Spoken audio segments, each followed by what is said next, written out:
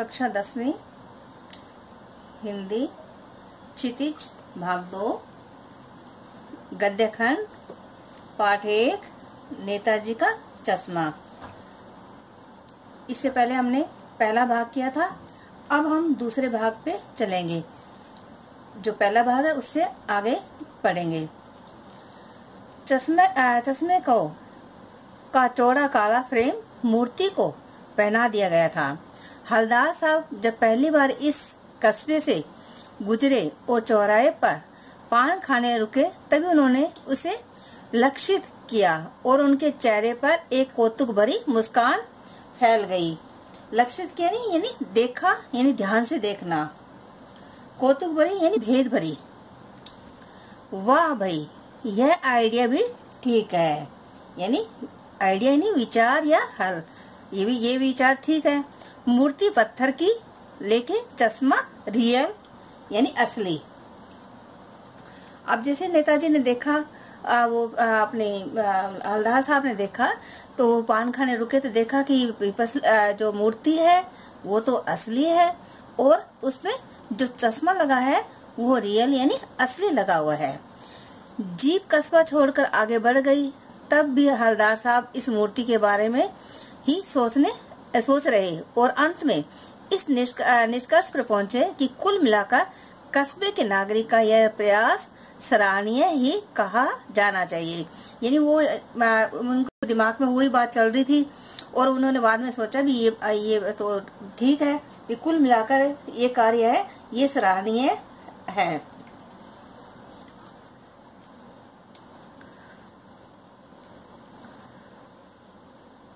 मैं तो मूर्ति के रंग रूप या कद का नहीं है, उस भावना का है, वरना तो देशभक्ति भी आजकल मजाक की चीज होती जा रही है।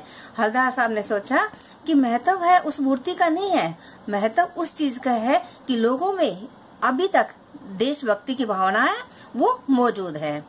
दूसरी बार जब हलदार साहब उधर से गुजरे तो उन्हें मूर्ति में कुछ अंतर दिखाई दिया। अब दूसरी बार हलदार साहब फिर वहां से निकले और उन्होंने देखा कि मूर्ति कुछ बदली दिखाई दे रही है। ध्यान से देखा तो पाया कि चश्मा दूसरा है। उन्होंने ध्यान से भी देखा, गौर से देखा तो देखा कि चश्मा है वो दूसरा, यानी पहले वाला चश्मा है वो नहीं है। पहले मोटे फ्रेम वाला चौकोर चश्मा था, अब तार के फ्रेम वाला गोल चश्मा है। हलदार साहब का कौतुक और बढ़ा। वाह भाई, क्या आइडिया है। मूर्ति कपड़े नहीं बदल सकती लेकिन चश्मा तो बदल सकती है। फिर उन्होंने कहा जिज्ञासा से कौतुक यानी जिज्ञासा या आश्चर्यपूर्ण देखा। उन्होंने कहा ये भी ठीक है कि मूर्ति है वो कपड़े नहीं बदल सकती लेकिन चश्मा तो बदल सकती है। तीसरी बार फिर नया चश्मा था। तीसरी बार हलदार साहब फिर वहीं से निकले और फिर उन्होंने देखा कि वो फिर नया चश्मा है। हलदार साहब की आदत पड़ गई थी हर बार कस्बे से गुजरते समय चौराहे पर रुकना, पान खाना और मूर्ति को ध्यान से देखना। एक बार जब कौतुक दुर्दमनीय हो उठा तो पान वाले से ही पूछ लिया। एक बार अब वो उन्होंने बार वहां से निकलते थे लेकिन वो अब उनको जिज्ञासा है वो बढ़ती गई, तो अब उन्होंने उनसे रुका नहीं गया। दुर्दमनीय यानी उनसे रुका नहीं गया। कौतूहल यानी जिज्ञासा, तो उन्होंने क्या है पान वाले से पूछ लिया। पान वाले के खुद के मुंह में पान ठूसा हुआ था, यानी पान वाला खुद है अपने मुंह में पान है, वो उसका पान से मुंह है वो भरा हुआ था। वह एक काला मोटा और खुश मिजाज आदमी था। पान वाला है वो काला था, मोटा था और खुश मिजाज यानी हमेशा प्रसन्न रहने वाला आदमी था, यानी प्रसन्न स्वभाव वाला आदमी था। हलदार साहब का प्रश्न सुनकर वह आंखों में हंसा। जैसे हलदार साहब ने उनसे पूछा भी क्या बात है, ये आपकी मूर्ति है उस पे असली चश्मा कैसे लगा हुआ है, तो वो ये बात उनका सवाल सुन के वो खुद मन ही मन हंसा। उसकी तोंद थिरकी, यानी अब जैसे हंसा तो उसकी तोंद थिरकी यानी हिली। पेट है वो बड़ा था इसलिए वो हिलने लगा था। पीछे घूमकर उसने दुकान के नीचे पान थूका और अपनी लाल काली बत्ती सी दिखाकर बोला, कैप्टन चश्मे वाला करता है। अब उसने मुंह में पान खा रखा था, इसलिए बोल नहीं सका, इसलिए उसने पीक है वो पीछे थूकी और अपनी लाल काली बत्ती सी वो दिखाकर बोला, ये काम है वो कैप्टन चश्मे वाला करता है। क्या करता है? हलदार साहब कुछ समझ नहीं पाए। अब उन्होंने फिर प्रश्न किया उससे और वो उससे दोबारा पूछा। चश्मा चेंज कर देता है, पान वाले ने समझाया। भी अब उनको समझ नहीं आया तो उन्होंने पूछा, तो उसने कहा कि चश्मा चेंज कर देता है यानी बदल देता है। क्या मतलब? क्यों चेंज कर देता है? अब उन्होंने फिर दोबारा उससे प्रश्न किया, क्या मतलब इसका? भी आश्चर्य क्या है इसका? क्यों चेंज यानी क्यों बदल देता है वो? हलदार साहब अब भी नहीं समझ पाए, उसकी बात है वो समझ नहीं पाए। कोई ग्राहक आ गया समझो, उसको चौड़े चौखट चाहिए तो कैप्टन किधर से लाएगा? तो उसको मूर्ति वाला दे दिया, उधर दूसरा बिठा दिया। अब उसने कहा कि कोई ग्राहक यानी ग्राहक आ गया तो समझो, तो उसे कोई चौड़े चौखट वाला चाहिए, चश्मा चाहिए, तो अब कैप्टन कहाँ से लाएगा? इसलिए वो क्या करेगा, मूर्ति वाली चश्मा है वो उतार देगा, वहाँ दूसरी चश्मा लगा देगा। अब हलदार साहब को बात कुछ समझ में आई। अब उनको थोड़ी बात है वो समझ आई। एक चश्मे वाला है जिसका नाम कैप्टन है। उनको समझ आई कि एक चश्मे वाला है और उसका नाम है कैप्टन। उसे नेताजी की बगैर चश्मे वाली मूर्ति बुरी लगती है, बल्कि आहत करती है। अब उनको समझ आ गई थी कि जो कैप्टन है उसको बगैर चश्मे वाली जो मूर्ति है नेताजी की वो अच्छी नहीं लगती है, इसलिए वो क्या करता है कि उस पे अपनी मूर्ति है आहत यानी दुखी होता है, इसलिए अपनी चश्मा है वो उनके लगा देता है। मानो चश्मे के बगैर नेताजी को असुविधा हो रही है। ऐसा लग रहा है जैसे चश्मे के बिना जो नेताजी है उनको अच्छा नहीं लग रहा है, यानी वो अपने आप को सही नहीं मान रहे हैं। परेशानी यानी असुविधा यानी परेशानी हो रही है। इसलिए वे अपनी छोटी सी दुकान में उपलब्ध गिने चुने फ्रेमों में से एक नेताजी की मूर्ति पर फिट कर देता है।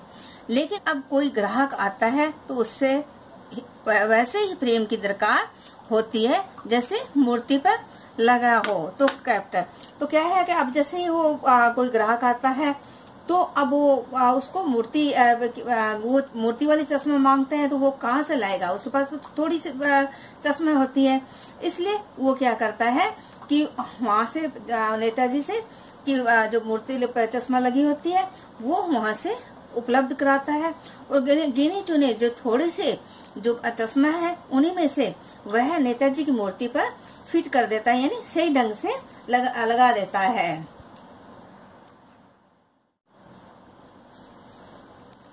चश्मे वाला क्या करता है कि नेताजी के जो फ्रेम लगा है वो ग्राहक को दे देता है और वहाँ उनसे क्षमा याचना करके उन पे दूसरा फ्रेम है वो लगा देता है।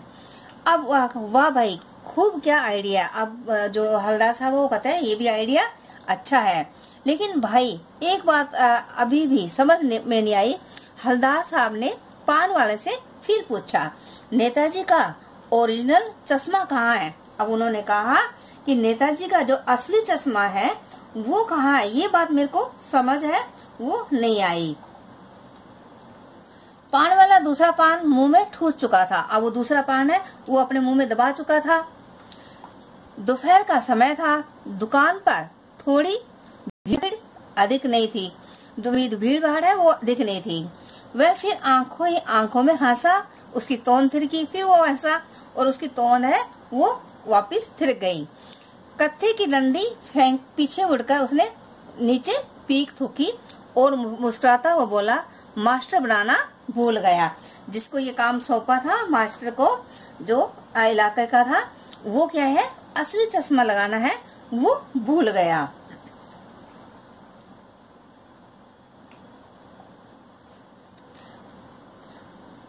पान वाले के लिए यह एक मजेदार बात थी, लेकिन हलदार साहब के लिए चकित और गर्वित करने वाली बात थी। यानी पान वाले के लिए तो ये बहुत जैसे मजाक की बात थी, तो मजेदार बात थी, मजाक की तरह था। लेकिन लेकिन हलदार साहब के लिए ये चकित यानी आश्चर्य युक्त तथा द्रवित यानी भावपूर्ण ये बात थी।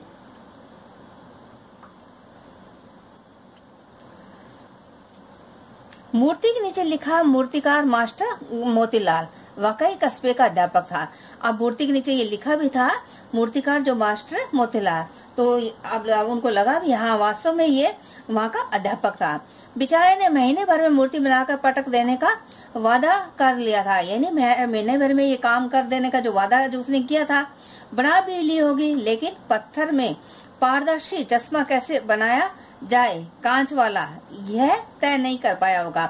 हलदार साहब मन मन में सोचने लगे कि शायद उससे ये चश्मा है कांच का चश्मा है, कांच वाला, ये उससे बना नहीं होगा। उसने कोशिश की होगी लेकिन वो असफल रहा होगा, या बनाते बनाते कुछ बारीकी के चक्कर में चश्मा टूट गया होगा, या पत्थर का चश्मा अलग से बनाकर फिट किया होगा और वह निकल गया होगा। उफ, हलदार साहब को यह सब कुछ बड़ा विचित्र और कौतुक भरा लग रहा था। इन्हीं ख्यालों में खोए खोए पान के पैसे चुकाकर चश्मे वाले की देशभक्ति के समक्ष नतमस्तक होते हुए वह जीप की तरफ चले। फिर रुके, पीछे मुड़े और पान वाले के पास जाकर पूछा, क्या कैप्टन चश्मे वाला नेताजी का साथी है या आजाद हिंद फौज का भूतपूर्व सिपाही? अब उनको फिर एक कौतुक भरी एक जिज्ञासा हुई वो कैप्टन के बारे में पूछने की, तो उन्होंने फिर वो चश्मे वाले उसके पान वाले के पास गए और फिर उससे पूछा, क्या भाई ये कैप्टन जो है चश्मे वाला ये नेताजी का कोई साथी है या आजाद हिंद फौज का भूतपूर्व सिपाही? पान वाला नया पान खा रहा था। पान पकड़े अपने हाथ को मुंह से 1.5 इंच दूर रोककर उसने हलदार साहब को ध्यान से देखा, फिर अपनी लाल काली बत्ती सी दिखाई और मुस्कुराकर बोला, नहीं साहब, वो लंगड़ा क्या जाएगा फौज में, पागल है पागल। वो देखो वो आ रहा है, आप उसी से बात कर लो, फोटो वोटो छुपा दो उसकी कहीं। अब जैसे वो उन्होंने पूछा तो उधर से वो आ रहा था, कैप्टन आ रहा था, तो उन्होंने अब वो तो मजाक किया तो था ही पान वाला, तो उसने कहा नहीं, वो मुस्कुरा कर बोला, कह नहीं साहब, वो लंगड़ा क्या जाएगा फौज में, वो तो पागल है पागल। वो देखो उसने इशारा किया, दूर से कैप्टन आता हुआ दिखाई दिया कि उसकी फोटो वोटो छुपवानी है तो छुपवा दो। हलदार साहब को पान वाले द्वारा एक देशभक्त का इस तरह मजाक उड़ाया जाना अच्छा नहीं लगा। अब जैसे वो चाहे कैसे भी हो उसके अंदर देशभक्ति तो है। वो नेताजी की बिना चश्मा की मूर्ति है, उसको इसको दुखी, वो उससे दुखी होता है, इसलिए वो रोज उस पे नया चश्मा है वो लगा देता है। तो ये बात है हलदार साहब को अच्छी, जो पान वाले ने जो मजाक उड़ाया ये बात उनको अच्छी नहीं लगी। उन्होंने कहा कि एक देशभक्त का, चाहे उसने देशभक्ति कैसी भी हो, लेकिन देश के प्रति भावना तो है अच्छी, तो मजाक उड़ाना उन्हें बहुत अच्छा नहीं लगा। मुड़कर देखा तो अवाक रह गए, जैसे ही उन्होंने उसको देखा तो हैरान रह गए। एक बेहद बूढ़ा मरियल सा लंगड़ा आदमी, सिर पर गांधी टोपी और आंखों पर काला चश्मा लगाए, एक हाथ में एक छोटी सी संदूकची और दूसरे हाथ में एक बांस पर टंगे बहुत से चश्मे लिए अभी अभी एक गली से निकला था। जैसे हलदार साहब ने मुड़कर देखा तो उन्हें देखा, वो देखकर हैरान रह गए उसको कि ये तो बहुत बूढ़ा मरियल सा एक लंगड़ा आदमी है जो सिर पे गांधी टोपी लगा रखी है और आंखों में काला चश्मा है। उसके पास बेचारे के पास अपनी दुकान भी नहीं है, वो फेरी लगाकर अपनी जो चश्मे है वो बेचता है। तो उसके हाथ में, एक हाथ में अपनी संदूक है छोटी सी और एक हाथ में बांस है जिसपे थोड़ी सी चश्मा है वो टंगे हुए हैं। अब वह एक बंद दुकान के सहारे अपना बांस टिका रहा था, तो इस बेचारे की दुकान भी नहीं है, फेरी लगाता है। हलदार साहब चक्कर में पड़ गए, पूछना चाहते थे इसे कैप्टन क्यों कहते हैं, क्या यही इसका वास्तविक नाम है, लेकिन पान वाले ने साफ बता दिया था कि अब वह इस बारे में और बातें करने को तैयार नहीं है। ड्राइवर भी बेचैन हो रहा था,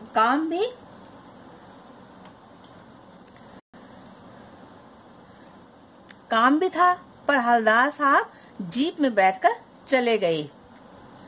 2 साल तक हवलदार साहब अपने काम के सिलसिले में अब कस्बे से गुजरते रहे और नेताजी की मूर्ति में बदलते हुए चश्मे को देखते रहे। कभी गोल चश्मा होता तो कभी चकोर, कभी लाल, कभी काला, कभी धूप का चश्मा तो कभी बड़े कांच वाला गोगो चश्मा, पर कोई न कोई चश्मा होता जरूर। उस धूल भरी यात्रा में हवलदार साहब को कौतुक और प्रफुल्लता से कि कुछ क्षण देने के लिए, यानी उनकी खुशी होती है उनको देखकर। फिर एक बार ऐसा हुआ कि मूर्ति के चेहरे पर कोई भी कैसा भी चश्मा नहीं था। उस दिन पान की दुकान भी बंद थी, चौराहे की अधिकांश दुकानें बंद थी। अब क्या है कि वो 2 साल तक वहां से गुजरते रहे, उन्होंने रोज देखा कि कोई न कोई चश्मा उनका बदला हुआ चश्मा था, तो ये उनको खुशी देती थी। लेकिन एक बार ऐसा हुआ कि जैसे वो उस कस्बे से गुजरे तो मूर्ति पर कोई भी चश्मा नहीं था और उन्होंने देखा कि पान वाले की दुकान भी बंद है और चौराहे की अधिकांश दुकानें हैं वो भी बंद है। अगली बार भी मूर्ति की आंखों पर चश्मा नहीं था। हवलदार साहब ने पान खाया और धीरे से पान वाले से पूछा, क्यों भाई, क्या बात है, आज तुम्हारे नेताजी की आंखों पर चश्मा नहीं है? पान वाला उदास हो गया। उसने पीछे मुड़कर मुंह का पान नीचे थूका और सिर झुकाकर अपनी धोती के सिर से आंखें पोंछते हुए बोला, साहब, कैप्टन मर गया। और कुछ नहीं पूछ पाए हवलदार साहब। जैसे उन्होंने सुना भी कैप्टन मर गया पान वाले से, तो अब उनको दुख हुआ और वो पान वाले से कुछ भी पूछ नहीं पाए। कुछ पल चुपचाप खड़े रहे, फिर पान के पैसे चुकाकर जीप में आ बैठे और रवाना हो गए। बार बार सोचते क्या होगा उस कौम का जो अपने देश की खातिर घर गृहस्थी, जवानी, जिंदगी सब कुछ होम देने पर भी हंसती है और अपने लिए बिकने के मौके ढूंढती है। दुखी हो गई। 15 दिन बाद फिर उसी कस्बे से गुजरे। अब वो दुखी होने लगे, सोचने लगे भी इस कौम का क्या होगा। जैसे उसने मजाक उड़ाया था ना पान वाले ने उसका, तो उन्होंने कहा कि उस कौम का क्या होगा जो अपने देश के खातिर अपना घर गृहस्थी सब छोड़कर देश की सीमा पर बैठते हैं, देशभक्ति देश के लिए अपने जीवन कुर्बान कर रहे हैं, उस पे लोग हंसते हैं, तो उसका क्या होगा। अब 15 दिन बाद उसी कस्बे से गुजरे। कस्बे में घुसने से पहले ख्याल आया, कस्बे की हृदय स्थली में सुभाष की प्रतिमा अवश्य ही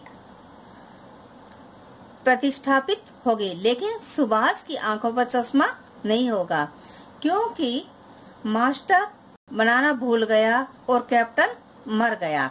सोचा आज वहां रुकेंगे नहीं, पान भी नहीं खाएंगे, मूर्ति की तरफ देखेंगे भी नहीं, सीधे निकल जाएंगे।